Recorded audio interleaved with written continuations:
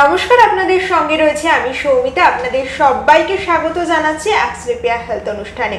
অ্যাক্সলেপিয়া health YouTube channel মানে আপনারা সবাই জানেন স্বাস্থ্য সংক্রান্ত নানান সমস্যা নিয়ে আমরা আলোচনা করি। তবে শুধুমাত্র যে সমস্যা নিয়ে আলোচনা করি এমনটা কিন্তু নয়, সেই সঙ্গে সঙ্গে আমাদের সঙ্গে থাকেন শহর কলকাতার প্রখ্যাত চিকিৎসকরা এবং তারা কিন্তু আপনাদের সকলের উদ্দেশ্যে সমাধানের একটা পথ উপায় বের করে দেন। আজকে আমি সৌমিতা এই মুহূর্তে রয়েছি ওডনতোড়াতে এবং ওডনতোড়াতে আমার সঙ্গে রয়েছেন প্রফেসর ডক্টর হিমাদ্রি চক্রবর্তী। তিনি কিন্তু শহর কলকাতার একজন বিখ্যাত পেরিওডন্টিস্ট এবং সেই সঙ্গে সঙ্গে ডেন্টাল ইমপ্ল্যান্টোলজিস্ট। নমস্কার স্যার, আপনাকে প্রথমেই স্বাগত জানাই অ্যাক্সলেপিয়া হেলথ অনুষ্ঠানে। নমস্কার। আজকে যে বিষয়টা নিয়ে আমরা কথা বলবো সেটা হচ্ছে দাঁতের খুব স্বাভাবিক একটা সমস্যা, কম বেশি আমরা সবাই ভুগে থাকি, কিন্তু সেই সমস্যাটাকে আমরা প্রাথমিক অবস্থায় খুব একটা কেউই গুরুত্ব দিই না। আর গুরুত্ব দিই না বলেই অনেকের ক্ষেত্রে সেটা কিন্তু মারাত্মক হয়ে যায়। সমস্যাটা হচ্ছে এরকম, ধরুন আপনি ঠান্ডা জল খেলেন, আপনার দাঁতটা শিরশির করতে লাগলো, বা হয়তো বিয়েবাড়ি থেকে মাটন চিকেন কিছু একটা খেয়ে এলেন, দাঁতের ফাঁকে মাংস লেগে থাকলো। কিন্তু আমরা প্রাথমিক অবস্থায় ব্যাপারটাকে খুব নেগলেক্ট করে যাই, কিন্তু ফল কিন্তু খুব খারাপ। আজকে সেই বিষয়টা নিয়ে একটু স্যারের সঙ্গে খোলাখুলি আলোচনা করব। স্যার, যে বিষয়টা নিয়ে বললাম শুরুতেই, যে দাঁতের ফাঁকে খাবার আটকে যাওয়া বা ধরুন দাঁত শিরশির করা, এগুলো তো এমনিতে খুব কমন সমস্যা, কিন্তু এই সমস্যাগুলো থেকে কি কি মারাত্মক ফল হতে পারে সেটা আগে একটু দর্শকদের বলুন। আচ্ছা, প্রথমে যেটা বলার সেটা হচ্ছে যে এই যে দুটো সমস্যা, এই দুটো সমস্যা আলাদা সমস্যা হতে পারে, আবার রিলেটেড সমস্যা হতে পারে। যেরকম দুটো পার্টিকুলারলি মেইন ডিজিজ, যেমন পেরিওডন্টাইটিস মানে যেটাকে আগে পায়োডিয়া বলা হতো, যেটা আমাদের মাড়ির একটা অসুখ, বা ডেন্টাল ক্যাভিটি, এই দুটো অসুখে কিন্তু এই দুটো প্রবলেম হতে পারে, যে দুটো দাঁতের ফাঁকে খাবার আটকে যাচ্ছে বা দাঁত শিরশির করছে। অতএব আমাদের প্রথমে বোঝা দরকার যে এটা কি করে হচ্ছে। এটা তো বাড়িতে বসে বোঝা পসিবল নয়, তবে আমি দু একটা, কারণ বাড়িতে বসে বোঝাটা কেন ডিফিকাল্ট, এই কারণে যে এই সিমটমগুলো না ভীষণ ওভারল্যাপিং এবং এটা রিয়েলি কিন্তু বোঝা একটু ডিফিকাল্ট হবে। মানে আমাদের বুঝতে হবে যে এই অসুখগুলো এত একটা অসুখ আরেকটা অসুখের থেকে আলাদা হলেও যেহেতু এদের স্পেকট্রামটা শুধু দাঁত এবং মাড়ি সংক্রান্ত অসুখ নিয়েই, অতএব এখানে অনেকগুলো ওভারল্যাপিং ক্রাইটেরিয়া আছে। এবার দাঁতে শিরশির করাটা যদি এরকম হয় যে এই শিরশির করাটা ঠান্ডা জল থেকে, মিষ্টি থেকে বা টক থেকে হচ্ছে, একবার দুবার হলেও ঠিক আছে, কিন্তু কন্টিনিউয়াসলি একই জায়গায় বারবার হয়ে চলেছে, তাহলে কিন্তু আমাদের বুঝতে হবে জিনিসটা যদি একটা বা দুটো জায়গায় হয় প্রবাবলি সেখানে একটা ক্যাভিটি আছে। কিন্তু যদি এরকম হয় জিনিসটা জেনারেলাইজ, সারা মুখে সব দাঁত শিরশির করছে, সেক্ষেত্রে কিন্তু অধিকাংশ সময় আমরা দেখি পেশেন্টের কোনো মাড়ির অসুখ হয়েছে, আইদার জিঞ্জিভাইটিস, বা অধিকাংশ সময় মাড়ির শিরশির যখন করে তখন আমরা দেখি পেরিওডন্টাইটিস বা দাঁতের ভেতরের যে সিমেন্টাম, পেরিওডন্টাল লিগামেন্ট এবং বোনস, এইটার ইনফ্লামেশন হয়েছে। আচ্ছা, আর দ্বিতীয় হচ্ছে দাঁতের ফাঁকে খাবার আটকে যাওয়া, এটাও প্রায় একই রকম স্পেকট্রাম। দুটো স্পেকট্রামটা কেন একই বলছি, যদি দুটো দাঁতের মাঝখানে ক্যাভিটি হয় সেক্ষেত্রে খাবার আটকে যাবে, মেইনলি মাটন, চিকেন বা কোনো ডাটা জাতীয় খাবার, এগুলো আটকে যাবে।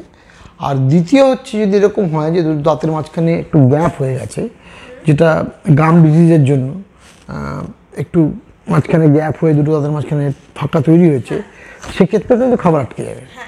এইবার দুটোর মধ্যে কিন্তু ডিফারেন্স পেশেন্টের পক্ষে করাটা খুব ডিফিকাল্ট, অনেক সময় আমাদের পক্ষেই খুব ডিফিকাল্ট হয়।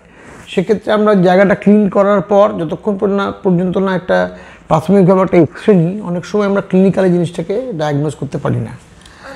অতএব আমাদের ক্ষেত্রে অনেক সময় অসুবিধা হয়। তবে যদি, যেটা বললাম, যদি এরকম হয় যে জিনিসটা একটা দাঁতে বা দুটো দাঁতে হচ্ছে, অধিকাংশ সময় সেটা একটা ক্যাভিটির জন্য হয়, কিন্তু যদি সারা মুখ জুড়ে হয় তাহলে কিন্তু সেটা সাধারণত মাড়ির অসুখের জন্য হয়। যদিও আমি এরকম পেশেন্ট দেখেছি যে সারা মুখে ক্যাভিটি আছে, অনেকগুলো ক্যাভিটি, এবং একসঙ্গে হয়েছে, এবং সে ইগনোর করছে প্রায় 1 মাস, 2 মাস, 3 মাস, 6 মাস, 1 বছর, এবং তারপরে যখন আমার এসছে তখন অলরেডি দুটো তিনটে দাঁতে প্রচণ্ড ব্যথা এবং বাকি দাঁতগুলোও ক্যাভিটি হয়েছে, সেরকম সিচুয়েশনও দেখেছি। অতএব আমি বলবো বাড়িতে বসে নিজেরা স্পেকুলেশন না করে সবচেয়ে ভালো একজন নিকটবর্তী ডেন্টাল সার্জনের কাছে যান, গিয়ে জিনিসটা দেখে কনফার্ম ডায়াগনোসিস করলে বোঝা যাবে যে আসলে পেশেন্টের কী হয়েছে।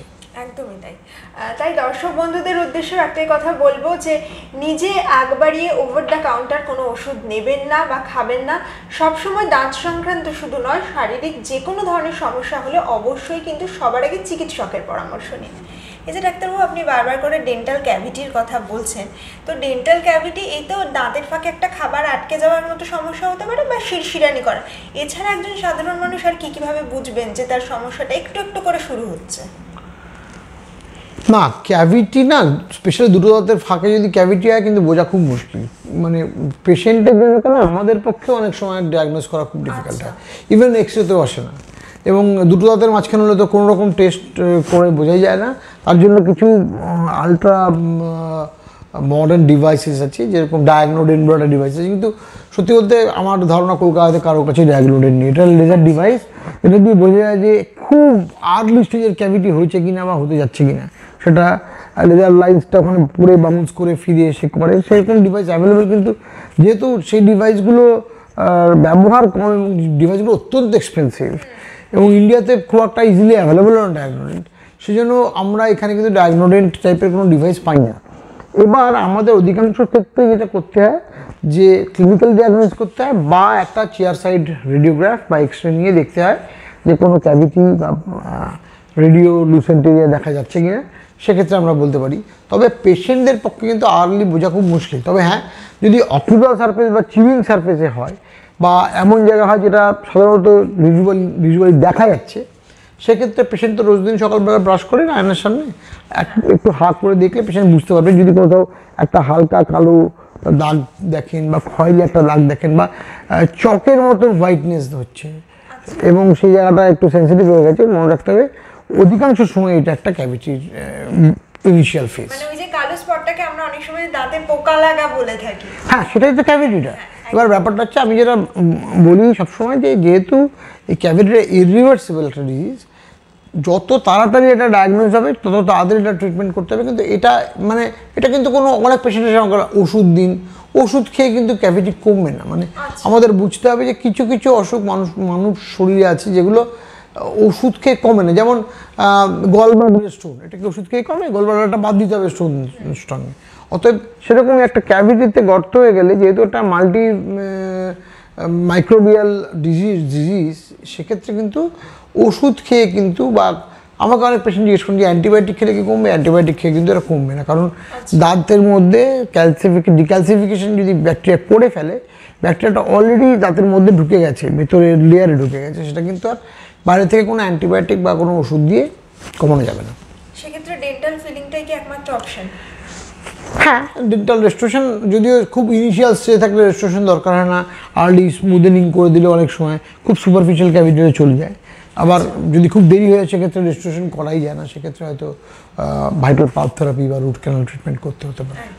আর এছাড়া এর পাশাপাশি আপনি যে আরও কয়েকটা সমস্যার কথা বলছেন, যেমন ধরুন জিঞ্জিভাইটিস বা পায়োরিয়া, এগুলোর ক্ষেত্রে কীভাবে ট্রিটমেন্ট করেন আপনারা? এটা অ্যাপ্রোচটা কমপ্লিটলি ডিফারেন্ট। জিঞ্জিভাইটিস বা পায়োরিয়ার ক্ষেত্রে প্রথমেই মনে রাখতে হবে যে আমাদের মাড়িতে যদি কোনো ইনফেকশন থাকে এবং সেটার জন্য অধিকাংশ সময় দায়ী হচ্ছে দাঁতের মধ্যে দাঁতের যে রুটটা, তার উপরে একটা ক্যালকুলাসের লেয়ার এবং তার সঙ্গে বায়োফিল্ম আছে, সেগুলোকে পরিষ্কার করতে হবে। এবং সে পরিষ্কার করার জন্য মেকানিক্যাল ট্রিটমেন্টস আছে, যেখানে হয়তো বেসিক লেভেলে অধিকাংশ ক্লিনিকে শুধু স্কেলিং করা হয়। তবে অধিকাংশ ক্ষেত্রেই দেখা গেছে যে যদি জিনিসটা একটু প্রোগ্রেস করে গিয়ে থাকে, শুধু স্কেলিংয়ে ভালো রেসপন্ড করে না, সেক্ষেত্রে হয়তো স্কেলিংয়ের সঙ্গে সঙ্গে রুট ক্লিনিং বলে একটা ট্রিটমেন্ট আছে, সেটা করতে হতে পারে। অনেক সময় লেজারের দরকার হতে পারে।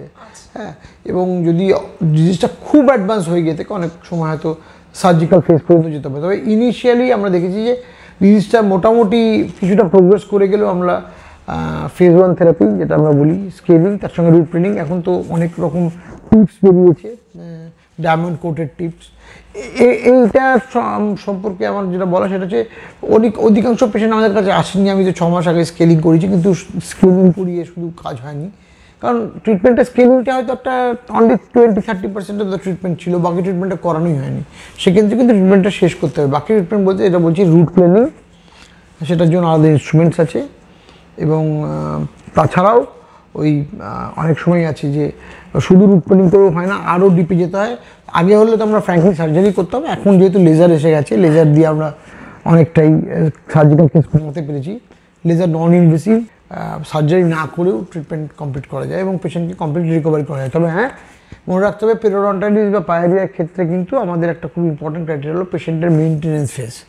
মেইনটেনেন্স পেশেন্ট কীভাবে করছে, কতবার ব্রাশ করছে, কী টেকনিকে ব্রাশ করছে। তবে যে ডাক্তারবাবু ট্রিটমেন্ট করছেন তিনি কিন্তু দেখিয়ে দেবেন যে কীভাবে ব্রাশ করতে হবে, কতবার ব্রাশ করতে হবে, কী ধরনের ব্রাশ ইউজ করতে হবে, সমস্ত কিছু তিনি বলে দেবেন।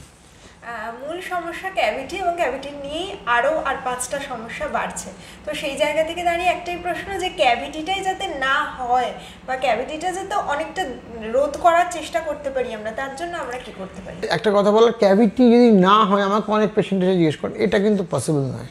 মানে মনে রাখবেন যে যদি আপনার ফ্যামিলিতে ক্যাভিটি হওয়ার পসিবিলিটি থাকে, আপনার ক্ষেত্রে ক্যাভিটি কিন্তু হওয়ার পসিবিলিটি খুব হাই। এটা কিন্তু ক্যাভিটির হওয়া পার্সেন্টেজ কমানোর জন্য আমরা ভালো ব্রাশিং টেকনিক ইউজ করতে পারি। এই জন্য কোনো আলাদা স্পেশাল টুথপেস্ট নেই বাই দ্য ওয়ে। আর না, সেরকম বাজার অনেকেই ক্লেম করেন, কিন্তু সেরকম সত্যি কিছু নেই। সেক্ষেত্রে আর একটা প্রশ্ন থাকবে যে অনেকেই প্রায়শই টুথপিক ইউজ করেন, সেটা কি দাঁতের পক্ষে ভালো? না, টুথপিক তো ইন্টারনাল ক্লেন্সিংয়ের জন্য আইডিয়াল এইডস নয়। এই জন্য বাজারে ফ্লস কিনতে পাওয়া যায়। আপনি ফ্লসিং ইউটিউবে দেখতে পারেন যে ফ্লসিং টেকনিক কী, সেটা যদি বুঝতে অসুবিধা হয় কোনো ডাক্তারবাবুকে গিয়ে বলতে পারেন। দর্শকদের উদ্দেশ্যে যে কথাটা ডাক্তারবাবু বারবার করে বললেন, সেটা যে ধরনের প্রোডাক্ট আপনি ব্যবহার করুন না কেন বা যে ধরনের মেশিনারি জিনিস আপনি ব্যবহার করুন না কেন, সব সময় কিন্তু চিকিৎসকের পরামর্শটা নেওয়া খুব দরকার। দাঁত সংক্রান্ত যে কোনো সমস্যা হলে অবশ্যই ডক্টর হিমাদ্রি চক্রবর্তীর সঙ্গে সরাসরি যোগাযোগ করুন। স্যার, কিভাবে আপনার ক্লিনিকে আসবেন দর্শক যদি একটু বলে দেন। আমাদের এই ক্লিনিকটা ওডন্টোরা, যেটা ইনস্টিটিউটের, এটা অ্যাড্রেস হলো 64/7 বেলেঘাটা মেন রোড, কলকাতা 7,10,000। এটা বেলেঘাটা আইডি হসপিটালের ঠিক দুটো বাড়ি পরে, সরকার মাঠের উল্টো দিকে, on the main road, Beleghata main road. এটা ইস্টার্ন মেট্রোপলিটন বাইপাস বা শিয়ালদা স্টেশন থেকে ইজিলি অ্যাক্সেসেবল। এদিকে বিধাননগর বা লেক টাউন থেকেও ইজিলি অ্যাক্সেসেবল, সল্টলেক থেকেও ইজিলি অ্যাক্সেসেবল। এটা বাইপাস থেকে মাত্র 3-4 মিনিট লাগে অটোয়ে। দর্শকদের উদ্দেশ্যে বলছি, আজকের মতো অনুষ্ঠান এখানেই শেষ। সকলে ভালো থাকুন, সুস্থ থাকুন, অবশ্যই দাঁতের যত্ন নিন আর দেখতে থাকুন আক্সলেপিয়া হেলথ। নমস্কার। আস্কলেপিয়া হেলথে রয়েছেন নানা ক্ষেত্রের বিশেষজ্ঞ ডাক্তার, যারা আপনার সমস্ত চিকিৎসা ঘটিত সমস্যার সমাধান করে দেবেন অনলাইন। মাত্র কয়েকটি ক্লিকে বুক করে ফেলুন ডাক্তারের অ্যাপয়েন্টমেন্ট। ডাউনলোড করুন আস্কলেপিয়া হেলথ। ভালো থেকো।